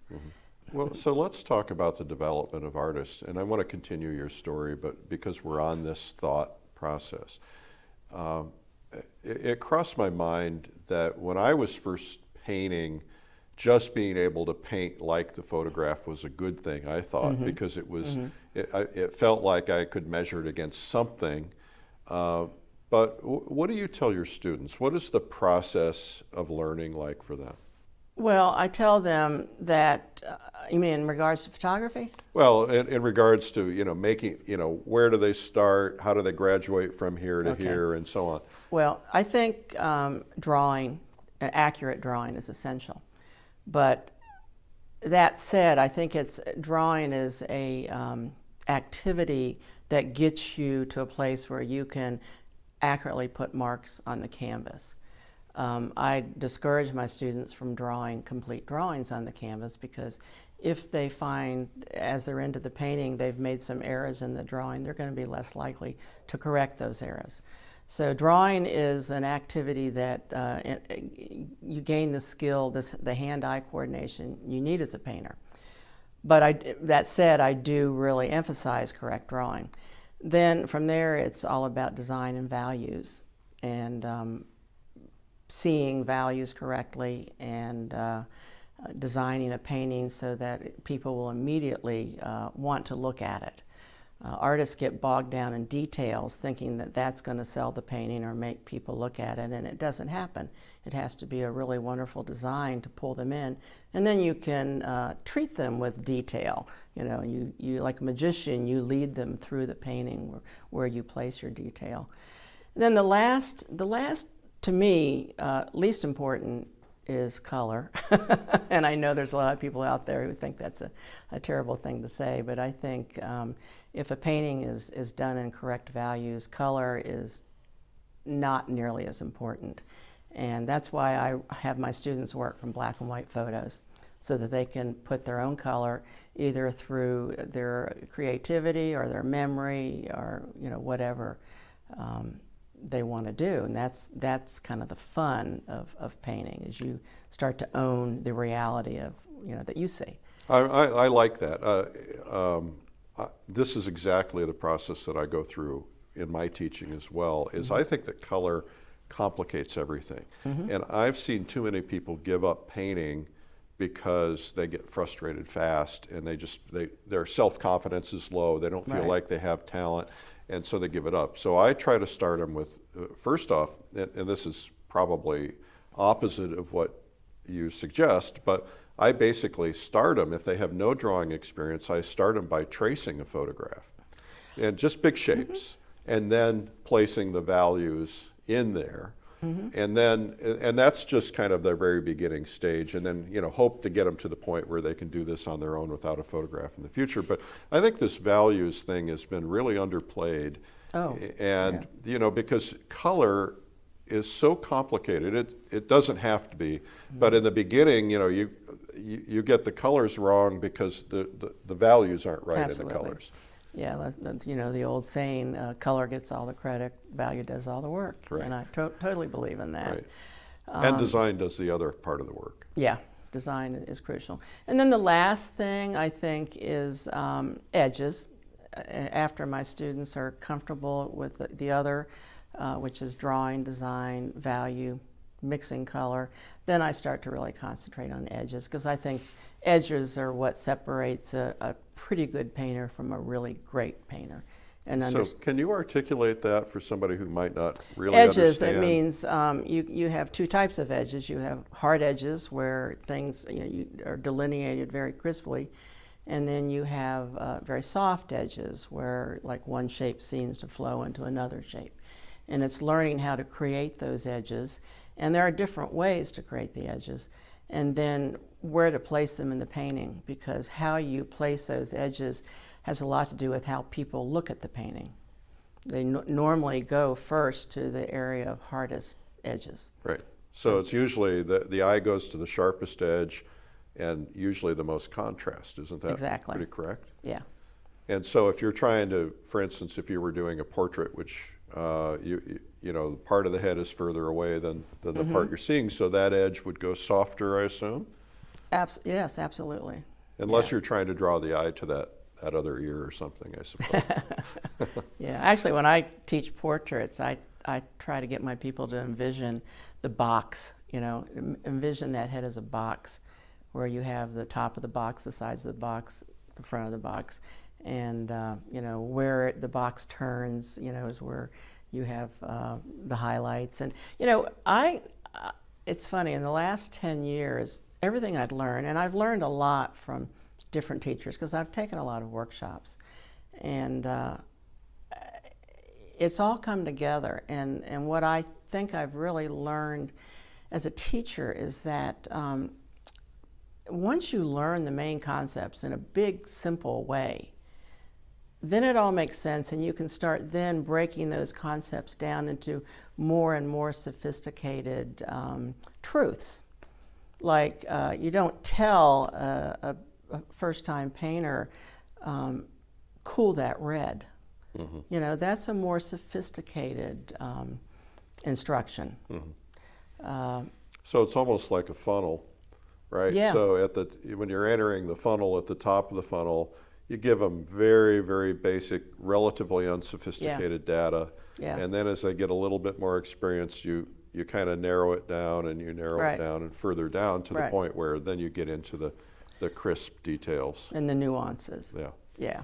Yeah. Like when I started with portraiture, and, you know, I was told to paint what you see, you know, paint what you see up there. And so I would try to paint it, and I'd try to get the head to go back. And I didn't have the understanding of the basic shape that, you know, I'm looking at this plane here, and I'm looking at two planes there, plane there. If somebody had told me that 30 years ago, I think it would have saved me a lot of trouble in some of my commission. Well, you probably portraits. weren't ready for it then. I think maybe I was. I don't think I had a teacher that told me to think so basically. There's something about instructors all have their specialty, and they like to give their specialty. Like, if you use that color, that's going to make your sky so much more beautiful, or that color is going to do this. And, you know, they'll give you a list of specific paint you have to buy. And I don't believe that. It's kind of like golf clubs. Yeah.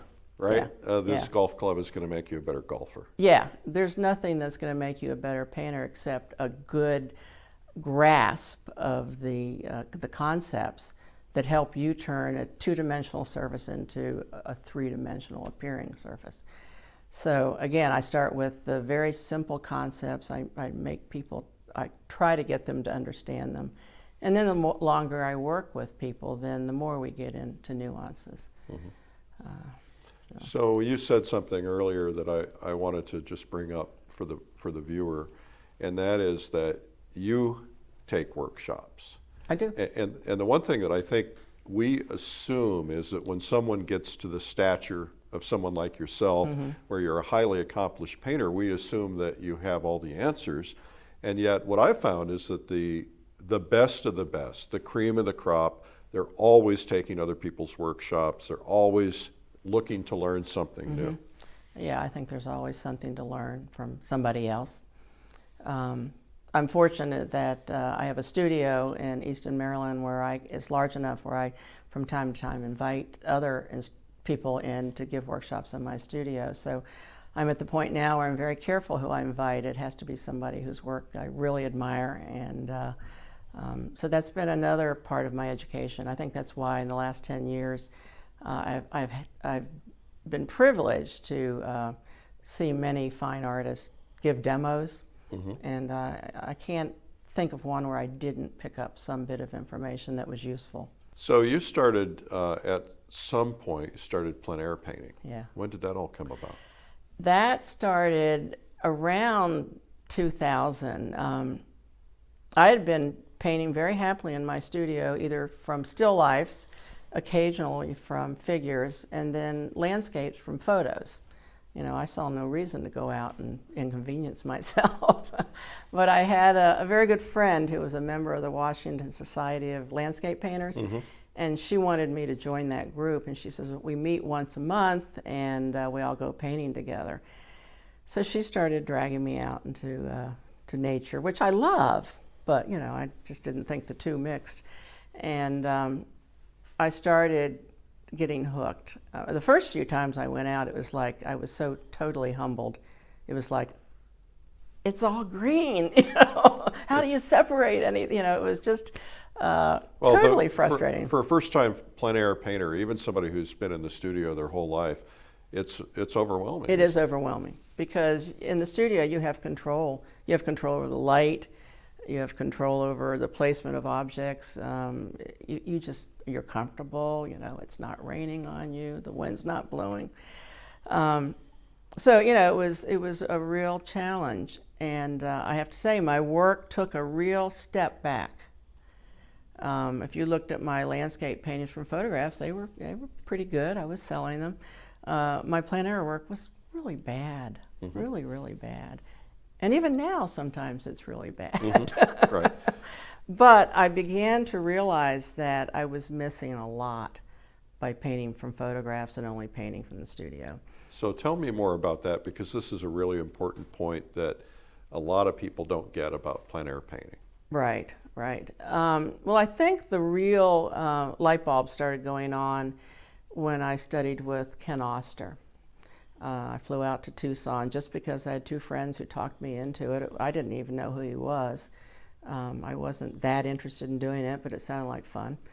So we flew out to Tucson, and Ken taught this workshop. And he was a really gifted teacher. He was.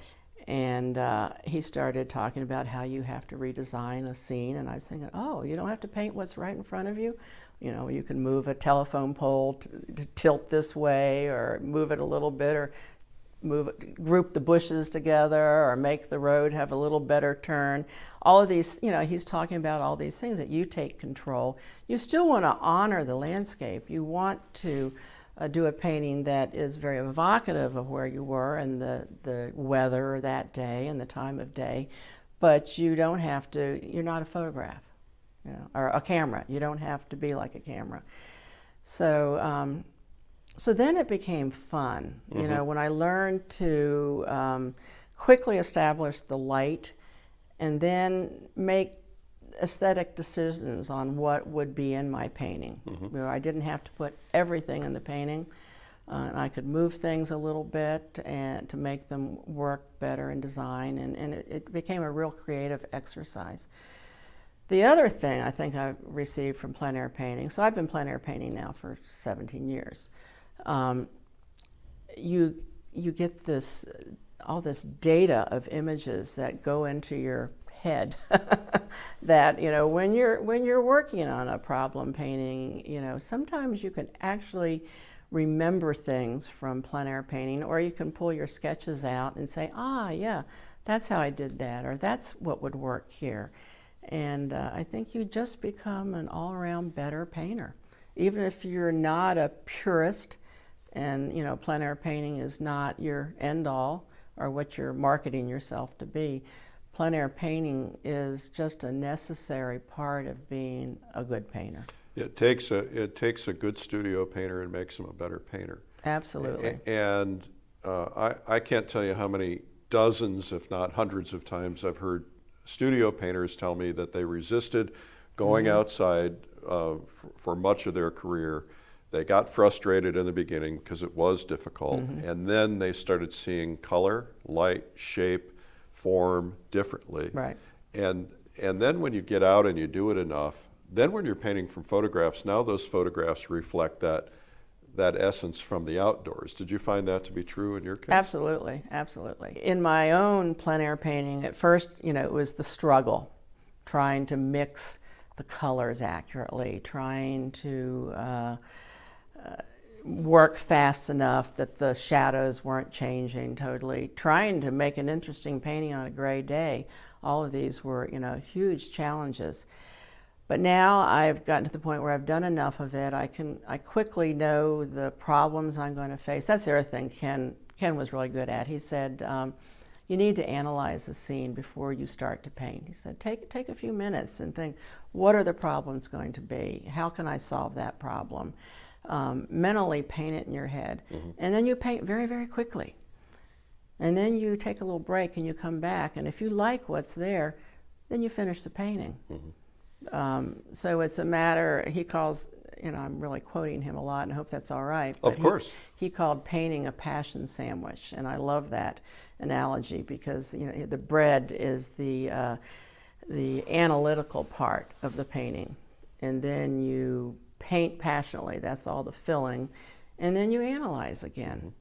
And you may have a triple decker where you're going back from analyzing to painting passionately to analyzing, painting passionately.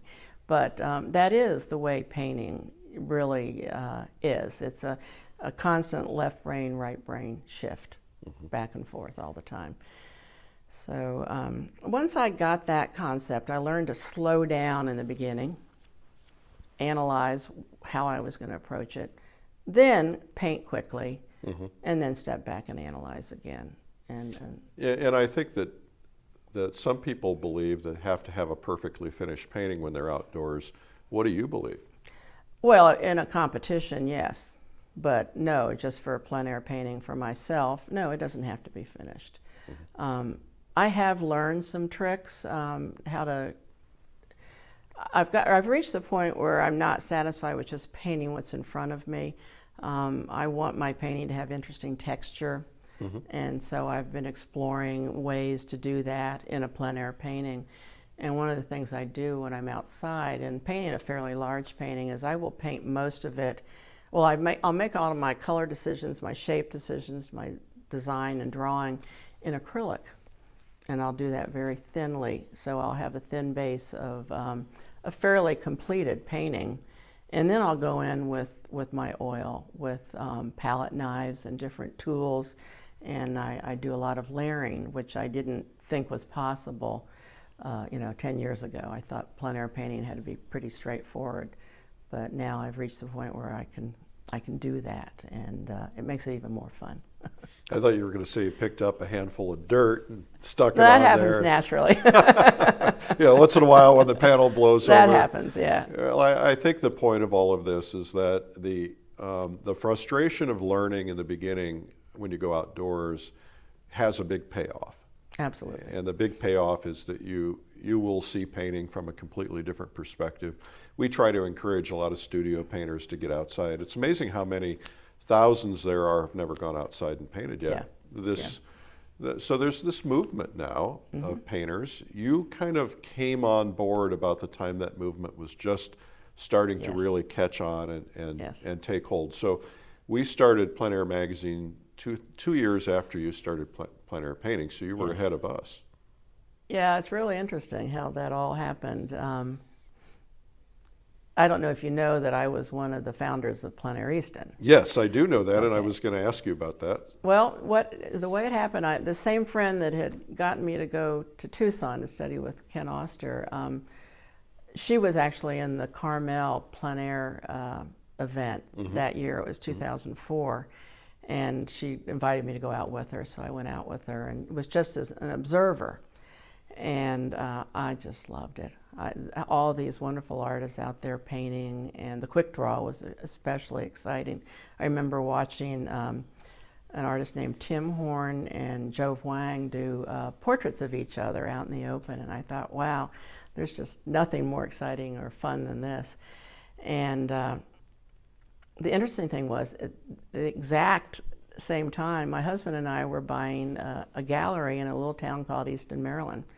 And that came about because I had been an artist in this gallery. I was living near southern Maryland, on the other side of the Chesapeake Bay. I don't know if you're familiar with the geography there, but it was a couple hours away. And I would go to Easton and drop off my work and then leave and go home. But different things conspired to eventually have us own this gallery, and we moved to Easton. And Easton's a charming little town on the Eastern Shore, which is mostly agricultural, but it's a very sophisticated little town because it's a retirement area for people from Washington and Baltimore, Philly. And so anyhow, we bought this gallery, and all this talk about plein air painting was, going on with this buzz. And then I heard that some guy was going to start a magazine about plein air painting. That was really awesome. And then I also heard that the town of Easton was looking for another arts event. It had kind of billed itself as a little arts town. It had a major wildlife arts festival that had been going on there for close to 40 years at that time. Really? But the festival was, like all things do, it was starting to wane a bit, and the town felt they needed another art festival. So I said, boy, have I got an idea for you. So I went to the economic development officer of the town, Al Bond, and I pitched the idea to him. And I was also kind of gently nudged by Ross Merrill, who Ross was a big proponent of plein air painting. I knew him from Washington Society of Landscape Painters, and Ross Merrill also had worked for the National Gallery for many years. So he had a real overview of art movements and art history, and he kept saying, Nancy, you got to do this, you got to do this. So he helped me make up a document that would convince the town fathers that this was the thing they needed to do. So anyhow, they loved the idea. We pulled together a consortium of business owners, individual artists, the Academy Art Museum, which is an accredited art museum in Easton, Maryland, and Easton Main Street organization. And we did that in January of 2005. And we had our first plein air event in July of 2005. So that event has kind of become the premier event in the plein air world. Yeah, definitely. I think it has. What do you think is the reason that event has kind of become the standard? What is it that they do differently that, and they did it out of the box, or you did it out of the box? Well, I think there were other events starting at the same time, like Plein Air Annapolis, and I forget who else was the same year. But the big thing with Easton was it had no competition. In the middle of the summer, there was nothing going on in that little village. We had all these businesses and restaurants, and nobody was coming in. They're all getting in their cars and driving straight to the Atlantic Ocean and bypassing Easton. So, and the fact that nothing was going on made everybody embrace it. The town got all excited about it. There were people. It's a very sophisticated town, and full of people that came from other careers, had know-how, knew how to do things, knew how to publicize, knew how to sell tickets. But I think the other thing that was really important from the get-go, our very first donor, his name was Tim Dills, and he's since passed on, but he was a businessman who loved art, and he said, I'll give you $10,000, but I want it all to go to the artists. And which meant we had to raise the rest of the money, but that $10,000 all went to the artists in the form of prize money. And I think because we started off with really good prize money, we got good artists, and we had good people managing it, and wonderful volunteers, a community that totally embraced the idea, even though they didn't even know what it was about. I'll never forget, one of my best friends was a volunteer coordinator, and like 5 days before the event was to start, she said, I just can't get any volunteers. She says, I have only a handful, everybody's busy. And then the artists started coming to town, and we had this really good-looking artist from Chicago, and it was hot in Easton in July, and he's out painting on the bypass, and he took his shirt off, and all of a sudden she started getting all these calls. Elizabeth, I think I'd like to volunteer. So sex sells. I guess. Even in plein air painting. So anyhow, it just, the first year it was successful. We made $50,000 in sales. And every year it has gone up, exponentially. And so I really think maybe at this point, because there's lots of organizations that have kind of copied us, and they're doing a good job. San Angelo on Plein Air, Texas has really taken off because they have really studied Easton. But I think the one advantage Easton has that most of them don't have is that, again, it doesn't have any competition during that time of the year.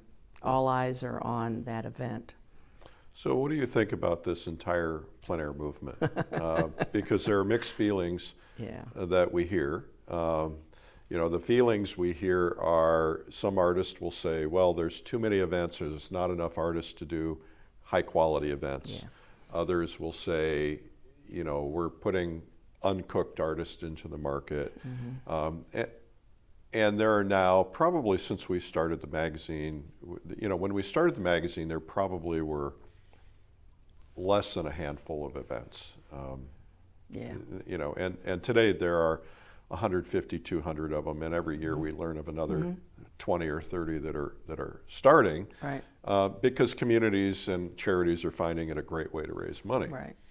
So what's the upside, what's the downside? Well, it's funny you ask, because I've certainly have gone through many phases of how I feel about the movement. Having, at that time, being a gallery owner, at first it was very good for our gallery, and then I began to realize that it was not good for the gallery, because as the event became more popular, people stopped buying in the gallery. And I worried about that a lot. I felt bad about the galleries in our town that had supported the event, who now were feeling the negative effect of all the money being spent there. The recession happened at the same time too. Right, in our right. third year, the recession happened, and people weren't buying all year long. They were saving their money to buy at one time, and it was much more fun to buy from Plein Air event than just a regular gallery. So, a lot of things conspired. The internet also was a big thing. So I had to go through this kind of resentment, like, oh, what have we done? We've opened this Pandora's box, and step back and really take a long view, because I truly do believe this is an art movement that will be written about by historians 100 years from now. Yeah, this is the largest art movement in the history of art. Yeah, and it's brought artists to art. I mean, it's brought many people that wanted to paint into the act of painting, so it's created a whole new industry of workshops, which is good for professional artists.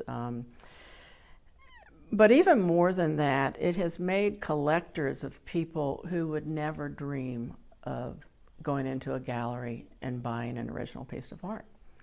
I saw that. Why? Well, galleries always, for some people they were elitist or intimidating, and you have to be really rich to buy paintings from a gallery, and so a lot of people just didn't. They just bought prints or photographs, which nothing wrong with photographs. I think there's definitely an art to photography and photograph prints, but oil paintings and original one-of-a-kind paintings were just kind of out of the reach of a lot of people. Hence my own parents, would never dream of buying an original piece of art. But seeing the artists out on the street, stopping and chatting with them, getting the invitation to come to see them at the Quick Draw or come to the show, which is, there's no fee to get into the show, started bringing people in. And they fell in love. Mm-hmm. Oh, I saw that artist paint that, and then they, the price point was relatively low. At some of the events, it's very low. Mm-hmm. And then, at the better events, the price point is certainly moving up, the entry level, but it's still affordable for the vast majority of Americans. Mm-hmm. And I can remember this one woman who worked for the city of Easton, who she bought her first oil painting. And just the happiness, the fear, the pride she had in purchasing that from an artist. And every time I run into her, she still talks about that. And it wasn't the only one she bought every year. She was not buying the many $1,000 paintings, but she was buying the $300 or $400 paintings. Mm-hmm. And so I think introducing, people to the possibility of owning an original piece of artwork is a huge benefit of the plein air movement. And there's nothing like going into a house filled with original art. Oh yeah. It's, I've gone into the homes of billionaires who have Thomas Kincaid prints on the wall. Right. And then you walk into somebody's house, maybe somebody doesn't have a lot of money, but they've filled it with a lot of even $200, $300, $400 paintings. Right. And there's just something that enriches, is that a word?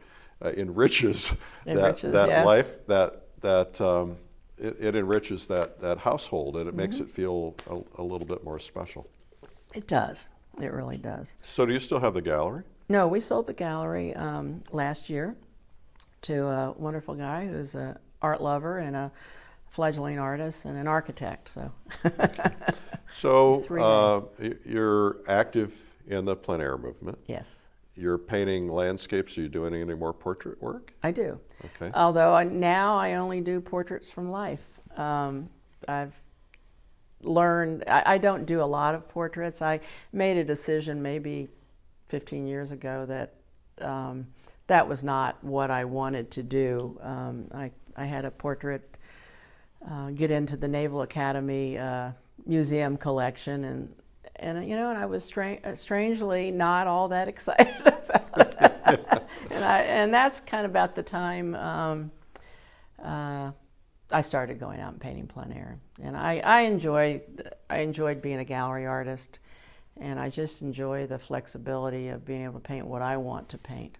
Do you use photographs at all anymore? Oh yeah, I use them all the time in the studio.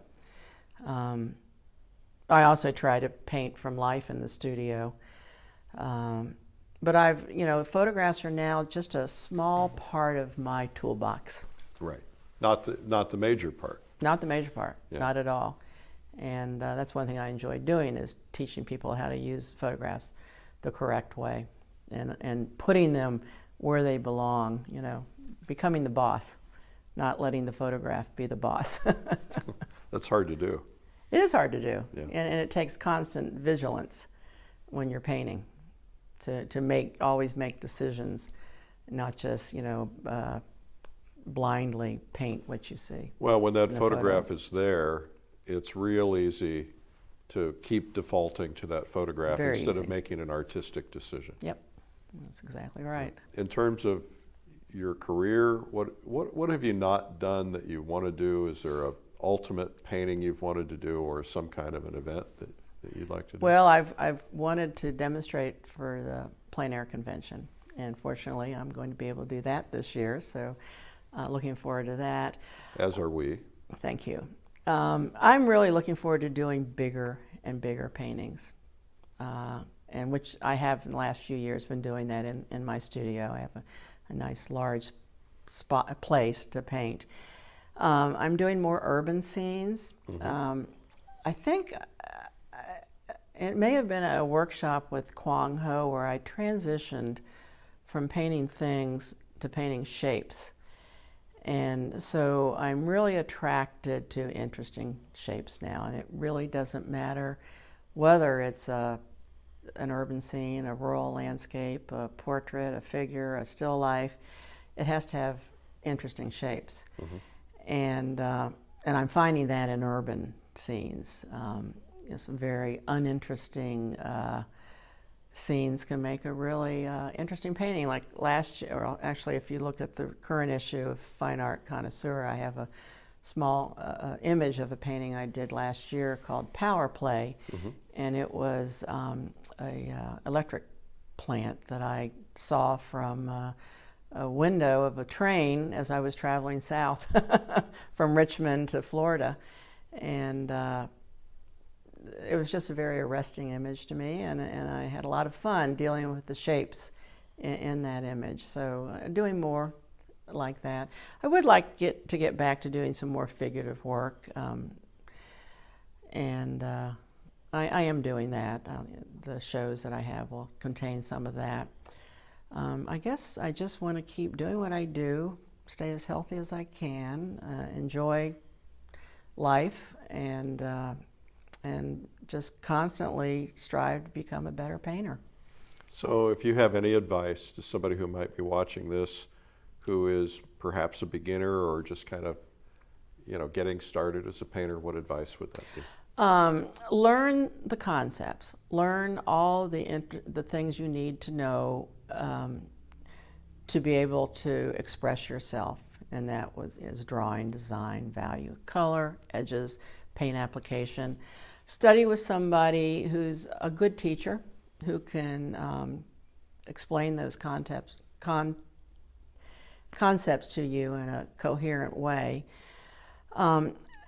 Learn your own personal aesthetic, and this is something I had to do.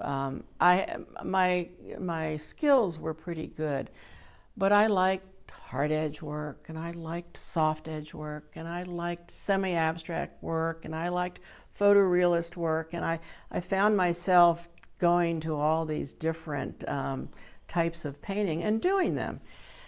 I'm not a highly detailed painter. I like action, I like movement, I like color, I like a variety of edges, and so I thought, well, yeah, that's who I am. And so unapologetically, I have gone forward and tried to paint who I am and not who somebody else is. Mm-hmm. There's nothing wrong with somebody who is highly detailed. That's a wonderful skill to have, and they produce beautiful paintings, but it's not me. I'm more of a big picture person, I think. You also, it's interesting because just listening to you, you've gone through different phases. Oh, absolutely. Right. So I think that's something everybody can expect too, is that and as you get more comfortable with concepts and the idea of moving paint around or having this become second nature, once you get that down, then you can kind of go through your path, which is... Yeah, and it will come naturally. It's like your signature. You can't escape your natural way of signing your name, and your natural way of painting your own personal aesthetic will come out. But you have to do the hard work first. Don't think you're going to start painting masterpieces in a few years. Some people might. There are people that are more I don't know if the word's talented or gifted, or just are able to grasp the skills, just the way their brain works. Maybe their hand-eye coordination might be better than the next person. So for some people, their development will come faster than others. But I truly believe that people can be taught, and they can be taught the skills they need to paint well. The truly greats are people that have kind of transcended that, where the skills become second nature, and what they're trying to say or their own personal way of seeing things starts to come out. But what do all the truly great artists have in common? Originality? True. I think the other thing is that they just paint a lot. Oh yeah, 10,000 miles of canvas, or 10,000 hours to take a master. Malcolm Gladwell wrote a book about that. Yeah, totally. It takes time. Yeah, you just have to be, and that's something that I think encouraging artists, because again, my goal is to help people find it and then help them not give up. Because too many people, they get started and they think that, they'll say, it's about talent. And I think that some people do have some natural talent, but most of it is process. And, they don't go to a concert. They don't go and listen to a concert pianist and believe that person didn't start out playing Mary Had a Little Lamb. Right. And yet, for some reason, they think when you're an artist, you just have this natural talent. And I'm trying to overcome that perception among people and help them realize, look, just get out there, keep practicing, just get some mileage, and that mileage, of course, once you get mileage, then you have to get instruction from really great people like you, because that will help you take big leaps fast. Absolutely. That's absolutely true. I think workshops are really, it's good to have a teacher in your own hometown, but for some reason, I don't think people learn as fast with weekly. They will learn, and I have my own students that study with me once a week when I'm at home. But I think when you go to a workshop, you get everything concentrated. You're away from your environment. You're away from it, exactly. It's all about art. That's all the workshop's about, and that's what you talk about at dinner, and that's what you think about when you go to bed. And it's interesting, and then you leave the workshop and a lot of it leaves your head, but some of it will stay. And if just one important concept informs your work going on, after that, the workshop will have been worth it. And, so I advise people to take as many as their budget can afford, but allow enough painting time between the workshops that they can really paint and explore the new concepts they've learned before going on to somebody else who may have a totally different way of teaching. Absolutely. Yeah. Well, this has been a pleasure. Thank you so much. Well, thank you, Eric. I've enjoyed it. That was Nancy Tankersley, and the video is Painting Figures from Photographs. If you want to learn more, go to lilyartvideo.com. I'm Eric Rhodes.